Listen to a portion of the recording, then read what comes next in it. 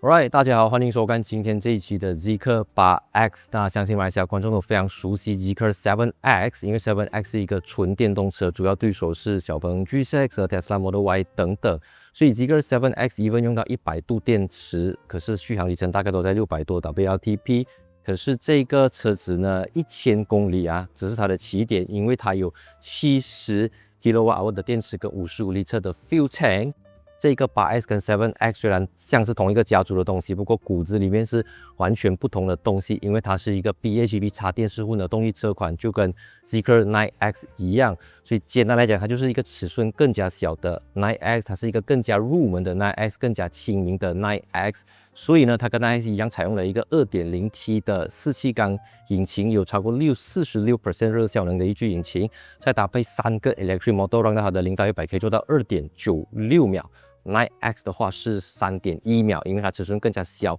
相對輕一點點啦，不多。然後這個Zeekr 8X 在中國當地的售價非常不得了，它大概是37萬到51萬人民幣左右，所以入門版的非常的便宜。然後這個頂配版的50多萬，當然我們知道30多萬到50多萬人民幣的這個價格是中國當地的售價，因為它不是 BEV 純電動車，所以如果它出海、它出口、它进口到馬來西亞來講的話，它不能像電動車這樣子享有更加好的這個稅務，像是 5-10-10 啦 5%、10% 跟 10%， 因為它有引擎，所以它至少會有30% 的這個 import duty， 還有75到90% 的 excise duty， 因為它是一個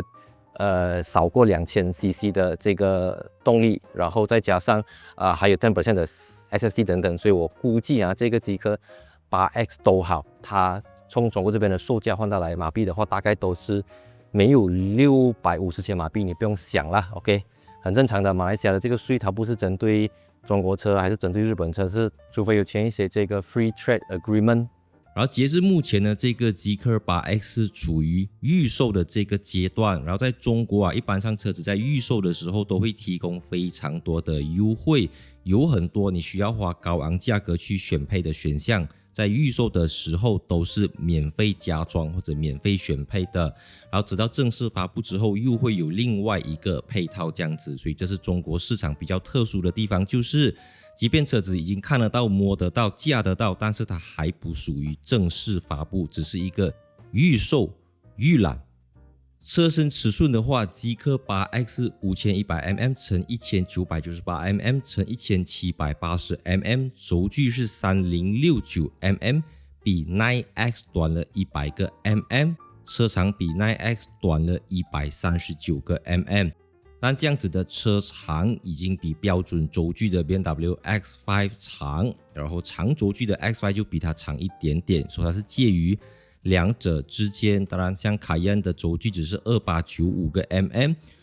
Alright， 我們來給大家看看這個全新Zeekr 8X 跟 9X 有什麼分別。那 Zeekr 9X 如大家所知道的，它就是主打大6座6人座格局，然後這個 8X 呢，因為尺寸小1號，所以它主打的是2+3的傳統5人座格局，大5座格局。那因為其實也沒有小太多，那它跟 9X 少了些什麼東西呢？因為 9X 中間是2個獨立座椅，所以它可以旋轉模式，它可以將2個椅子轉過去跟第3排的乘客面對面。或者這個 9X 的第2排座椅是能夠轉出去，這樣子好像福祉車這樣子，方便行動不便的人士上下車。那 8X 就沒有這個東西。雖然我看到網上說這個8X 也會提供附加選項的第3排，但是我感覺上真的要放第3排就有一點勉強了啦，就真的只是一個附加選項，並不是要主打的東西。所以作為一個 8X 啊，你看它的動力上完全不輸給 9X，OK， 所有的硬件都是搬過來而已。所以裡面的話，它同樣有這個 NAIM 的 NAME 高級音響系統。我最早在 Bentley 看到，然後它的這個扬聲器的數量可能跟 9X 有一點不同，所以這個東西在 9X 上面是一個6萬人民幣的附加選項啊，在這邊可能差不多就是這個價格。然後它同樣有一個非常大個的電視機，然後鏡頭都有，這個我們在009也看過。然後這個是冰箱嗎？是的，這是一個冰箱。然後這邊有2個 Max 100W 的這個 USB Type-C 的接口，然後它還有這個螢幕可以去調整舒展模式，所以你打開這個舒展模式之後，它的這個前面的椅子會往前推，然後後排的椅背就會往後倒這樣子，所以就給你這種零重力座椅模式，但畢竟它不是獨立座椅，它是一個怎麼講？它是一個 bench 這樣子啦，所以很多東西它被局限，它做不到。OK， 所以我覺得這個 8X 它更多的時候就是尺寸上它要去挑戰 Porsche Cayenne、BMW X5 這樣子的車型，可是你要跟9系列的像 9X、009來比就不能比啦。可是我覺得就這個，如果我們講這個級別、這個級距來講，它已經很強很強了，你找不到第二台對手可以給你這樣子的，不管是Mercedes、BMW、奧迪還是什麼等等，所以我覺得 8X 啊，它現在只要穩住中國市場，然後熬到多1年多2年，我相信它出到海外之後，這個車子不得了 ，OK， 真的是很強的一個存在了。回正 ，OK， 冷氣出风口在這邊，遮陽簾，然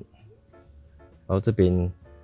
那跟 Mercedes 很像啊，總之就是它的座椅不是放在这邊，它是在這邊調整，它有實體按鍵，所以跟很多新能源不一樣的就是這一次極氪是返璞歸真啊，它把很多原本可以不用按鈕操作的東西，把那個按钮給放回來，所以你要觸屏可以，你要用按鈕也可以，所以這是考量到它的用戶群啊，客戶群的年齡層的各種等等啦，所以呀，我覺得這是一台非常期待它來到我們的市場呀，如果它給 CKD 的話啦 ，you know what I mean？OK，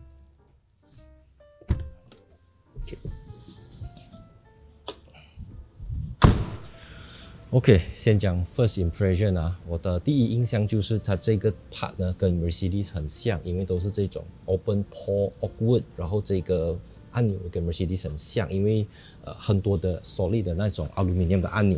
所以坐上來車廂的話，這個非常熟悉的方向盤在極氪009跟極氪 7X 看到的方向盤，這個極氪的很高質量的方向盤。然後不同的就是 NAME 的音響，因為這個 NAME 的音響是很容易就看到它，就好像一個鑽石這樣子，在車子的每一個角落閃閃發亮。然後呢，整體上就是你知道嗎？16.5寸的大屏，然後現在是根據不同的車型，你可以選擇單屏或者雙屏，雙屏可能是一個附加選項。那我個人是比較 prefer 單屏，因為我覺得副駕駛螢幕太大個了，不管裡面可以做什麼事情，可以看什麼戲等等，沒有什麼比副駕駛自己的手機更加吸引人，所以我覺得這個東西是good to have it 啦。然後再來還有一個要強調的就是這個極氪 8X 呢，它有這個兩隻東西這樣子，在 Proton X7D 也是有，所以這兩個東西沒有錯，就是我第一次是在 Porsche 的卡宴看到這樣子的東西，說它好像那個橋這樣子兩條橋這樣子抓在這邊可以做很多事情。OK， 所以打開這邊的話，底下是一個冰箱，然後基本上這些東西就是跟009差不多一樣，然後還有一些獨立的按鈕，像調整這個懸掛高低懸掛軟硬還有駕駛模式等等，都有一些獨立的按鈕，所以還是一樣一個熒幕做完所有的事情。所以基本上車機的話，這個中國國內有自己的一個生態系統，那出海到海外的話，又會有 Apple CarPlay、Android Auto， 然後再會有自己的東西。因為說實在話，像這種高度 connected vehicle 這種高度聯網的車子，如果它要出口到歐洲、美國或者其他市場，對於這種對於這種聯網汽車的法規越來越嚴格，所以基本上你不管在中國國內培養了多厲害的這套系統，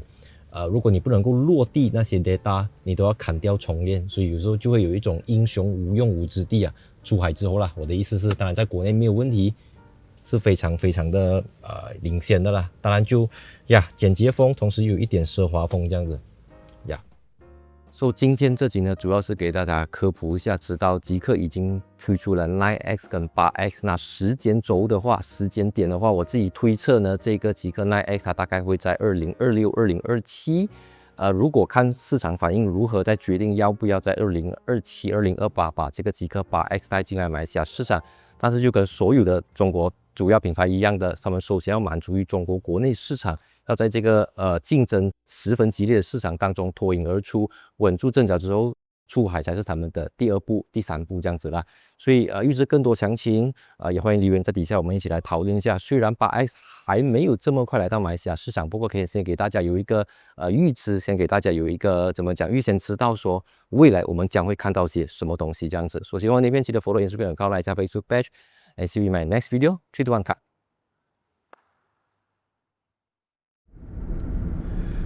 Alright， 大家好，歡迎收看全新 Zeekr 9X 的試駕影片。那我現在人在杭州，我開着的這個呢，就是頂規的曜黑版 Zeekr 9X， 售價在人民幣50萬以上。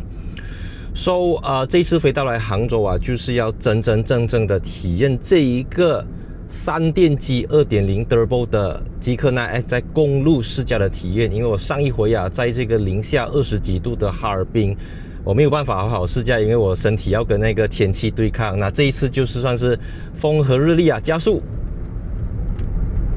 哇！Oh my god， 這個 Zeekr 9X 啊，它有高達1400個 PS 的馬力，還有1410 Nm 的這個峰值動力啊，所以呢 ，even 它這個車重呢，大約是在